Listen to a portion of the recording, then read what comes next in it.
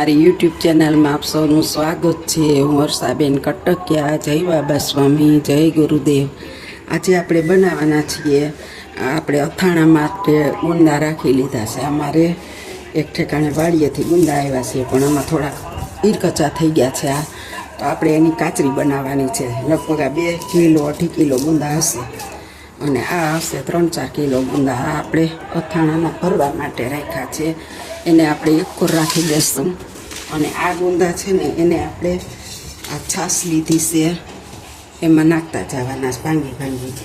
તો તમે જોઈ શકો છો કે આપણે છે ને આ ગુંદાને ભાંગી લેવાના, અને ઠળિયા કાઢી અને આમ 2 ભાગમાં ડિવાઈડ કરી દેવાના, અને એને છાશમાં પલાળી દેવાના છે। આખી રાત આપણે એને મીઠું નાખીશું, પણ હજી આ બધા ભંગાઈ જાય ને ત્યારે આમ ઠળિયા કાઢી અને બધાને છાશમાં નાખી દેવાના છે। ત્યારે તો આ ગુંદાળા હોય ને નાખી બધા ભાંગી નાખશું, અને આને આપણે છે ને કાચરી કરીને મૂકવી દેવાની છે। અને કાચરી બહુ થાય કોચી ગાભા જેવી।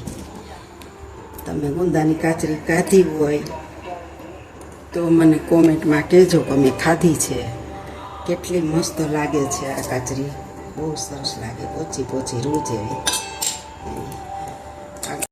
જો આપણે બધા ગુંદા ઠરિયા કાઢી અને છાશમાં નાખી દીધા 2 ફાડા કરીને, હવે આપણે એમાં સ્વાદ અનુસાર નમક નાખીશું।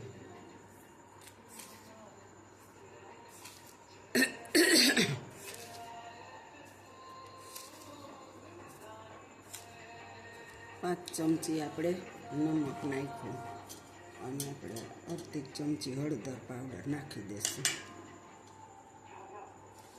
અને હવે આપણે આને મિક્સ કરી દઈશું।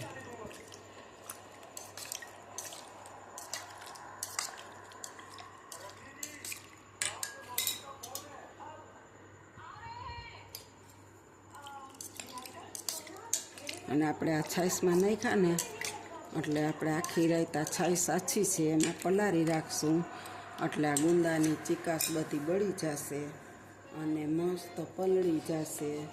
અને આપણે આને સવારે તડકો નીકળે ત્યારે સૂકવી દેશું। જો આપણે ગુંદા આવ્યા હતા વાડીએથી, આ એક કાથરોટ આપણે થોડાક બોરિયા કરશું, થોડુંક ભરીને અથાણું કરશું, થોડાક બાફીને રાખી દેવું ગોળ કેરીમ નાખવા, અને એટલા 2 કિલો 2.5 કિલો જેટલા ફાડા કરીને કાચરી કરી લીધી। અને તોય એમાંથી ને ઈરકચ્ચા ગુંદા નીકળ્યા ને એટલો કાચરી આપણે ઓવરનાઇટ રાખીને સવારે સૂકવી દેવાની છે। તો તમે પણ મને કોમેન્ટમાં લખજો, તમે કોઈ દી ગુંદાની કાચરી કરી છે, ખાધી છે, કેવી લાગે છે, અને ન કરી હોય તો આવી રીતે બનાવજો। ગુંદાના ઠળિયા કાઢી 2 ફાડા કરી છાશ અને હળદર મીઠુંમાં રાત આખી પલાળી રાખવાના 8 થી 10 કલાક, અને તડકામાં સૂકવી દેવાના। સુકાઈ જાય ને ત્યારે આને તળવાની કાચરી પોચી પોચી રૂ જેવી થાય। અને બધાને બહુ ઓવરનાઇટ ગુંદા પલાળ્યા હતા, પછી ચાયણામાં નીતરવાના ખાતા, અને નીતરી ગયા એટલે થોડી વાર પહેલાં હું આને અગાસી ઉપર સૂકવી ગઈ, કારણ કે મારાથી બધું લઈને હલાય નહીં। અને તમે જોઈ શકો છો કે આપણે આ ગુંદાની કાચરીને સૂકવી દીધી છે। હવે સુકાઈ જાય પછી આગળ જોશું।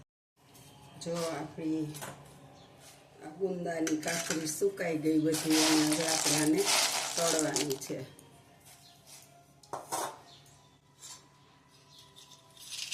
તો આપણે તેલ મૂકી દીધું છે, ગઈકાલે ભજીયા કર્યા હતા, તેલ છે જ। હવે આપણે એમાં ગુંદાની કાચરી નાખીશું।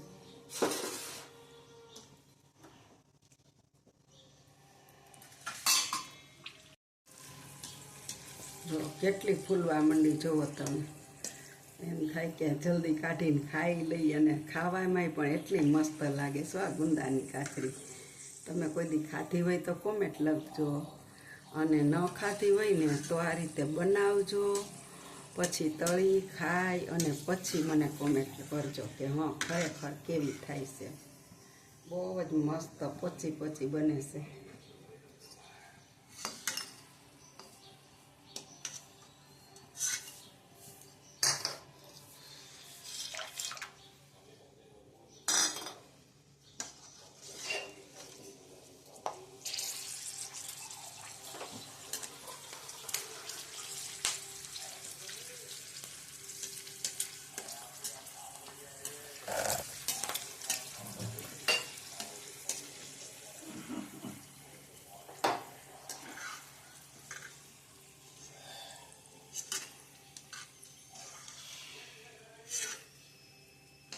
તો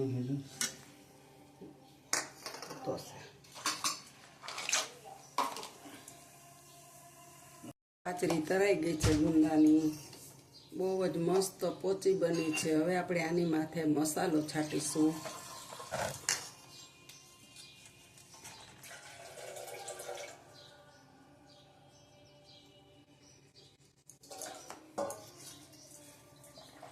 આપણી કાચરી તૈયાર છે. સારી લાગે તો લાઈક કરજો, શેર કરજો, બેલ લાઈક બટન દબાવવાનું ભૂલતા નહીં. આવજો. જય બાબા સ્વામી, જય ગુરુદેવ.